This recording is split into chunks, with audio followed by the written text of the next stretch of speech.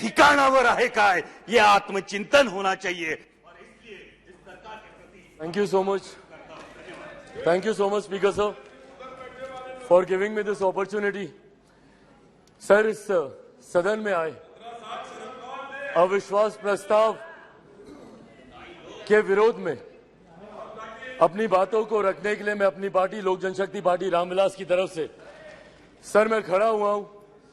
Sir, इस सदन ने कई अविश्वास प्रस्ताव इससे पहले देखे, पर मुझे लगता है ये अपने में एक ऐसा अनोखा अविश्वास प्रस्ताव है जिसमें अविश्वास सरकार के प्रति कम बल्कि विश्वास बढ़ाना अपने इस नए गठबंधन के प्रति ज्यादा प्राथमिकता दी जा रही है। इन लोगों को इस बात को दर्शाना है कि किस तरीके से ये गठबंधन इनके साथ है, जिस गठबंधन को बनाने का ये लोग एक लंबे समय से ये लोग प्रयास कर रहे हैं। सर, ये अविश्वास प्रस्ताव पे चर्चा हो रही है। सर, यकीनन सरकार की उपलब्धियों को बताना भी जरूरी है, पर उससे पहले जिस उद्देश्य के साथ इस प्रस्ताव को यहाँ पर लाया गया है मणिपुर को लेकर, उस पर सर मैं जरूर अपनी बातों को यहाँ पर रखना चाहूंगा। सर, पिछले 3 दिन से बहस चल रही है और इन 3 दिनों में सर सिर्फ दोषारोपण ही किया गया है।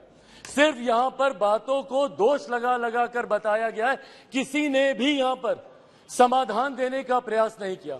सर, आरोप प्रत्यारोप की राजनीति में मणिपुर के लोग वहां बैठे सुनने का प्रयास कर रहे हैं कि हमारी बेहतरी के लिए आपने क्या किया। सर, कल गृह मंत्री जी ने इतनी खूबसूरती से तमाम पक्षों को रखा और इतनी विनम्रता से उन्होंने सारी बातों को रखा, पर उसके बावजूद सिर्फ दोषारोपण करना। सर, 90 के दशक में भी मणिपुर में इसी तरीके की परिस्थितियां थी। उस वक्त किसकी सरकार थी सर? क्या उस वक्त की सरकार ने मौजूदा सरकार को कोई इनपुट दिया? क्या उस वक्त के सरकार में बैठे लोगों ने कितनी बार इस सदन में चर्चा की? कितनी बार किन लोगों ने उस चर्चा का जवाब दिया? कल तमाम ये बातें आदरणीय गृह मंत्री जी ने रखी। सर, ये लोग गए थे मणिपुर, बहुत अच्छी बात है, जाना चाहिए ये, पर सर ये कलेक्टिव रिस्पॉन्सिबिलिटी होनी चाहिए, सेलेक्टिव रिस्पॉन्सिबिलिटी नहीं। सर, जो लोग मणिपुर गए थे यही लोग सर बिहार भी गए थे। बिहार में क्यों नहीं ये लोग गए दरभंगा? क्यों नहीं गए ये लोग अरवल?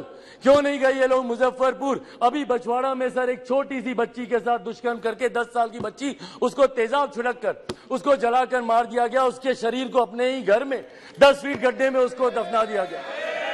दलित महिला के साथ सर मुजफ्फरपुर में दुष्कर्म करके उसके शरीर को 2 टुकड़ों में काटकर अर्धनग्न व्यवस्था में सर खेत में फेंक दिया गया।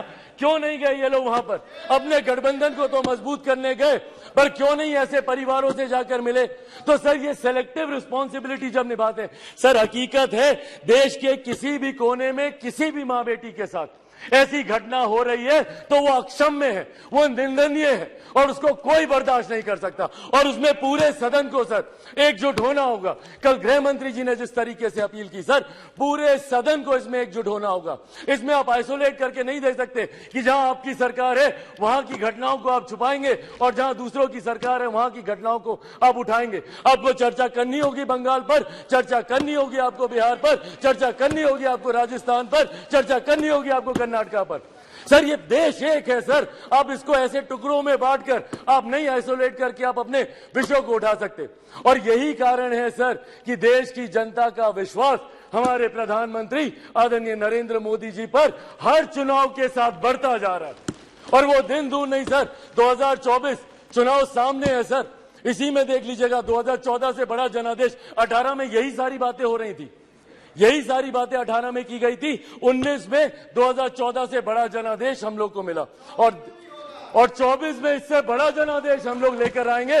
मैं बिहारी हूं सर, बिहार से कम मैं विश्वास दिलाता हूं 40 की 40 सीटें हमारा एनडीए गठबंधन जीत कर आएगा, इसमें कहीं कोई शंका नहीं है। मैं जमुई का प्रतिनिधित्व करता हूं सर, मेरे नेता मेरे पिता आदरणीय रामविलास पासवान जी की कर्म भूमि हाजीपुर रही है सर। बिहार के हर एक जिले में घुमाओ और वो मेरे विश्वास को बढ़ाता है। आज बिहार के युवा, देश भर के युवा सर देश को दुनिया की तीसरी सबसे बड़ी अर्थव्यवस्था बनते हुए देखना चाहते हैं। 2047 में हमारे देश को एक विकसित देश के तौर पर देखना चाहते हैं और इस सपने को कोई पूरा कर सकता है तो वो सिर्फ और सिर्फ हमारे आज के प्रधानमंत्री आदरणीय नरेंद्र मोदी जी ही पूरा कर सकते हैं। इसीलिए सर मैं अपनी पार्टी की तरफ से जहां बिल्कुल हराएंगे नीतीश जी को वैसे भी बिहार की जनता नकार चुकी है। 2020 के परिणाम दिखाते हैं। तीसरे नंबर की पार्टी बन गए, आधे से ज्यादा प्रत्याशी उनके चुनाव हार गए। तो जिनको बिहार की जनता ने रिजेक्ट कर दिया, देश की जनता उनको कैसे अपनाएगी, ये बहुत बड़ा सपना दिन में ये देख रहे हैं। इसी के साथ साथ मैं इस सदन में आए इस अविश्वास प्रस्ताव के विरोध में अपनी बातों को रखते हुए लोक जनशक्ति पार्टी रामविलास पूर्ण समर्थन हमारी एनडीए की सरकार, हमारे मौजूदा प्रधानमंत्री आदरणीय नरेंद्र मोदी जी को देती है। बहुत बहुत धन्यवाद सर। श्रीमती लॉकेट चटर्जी।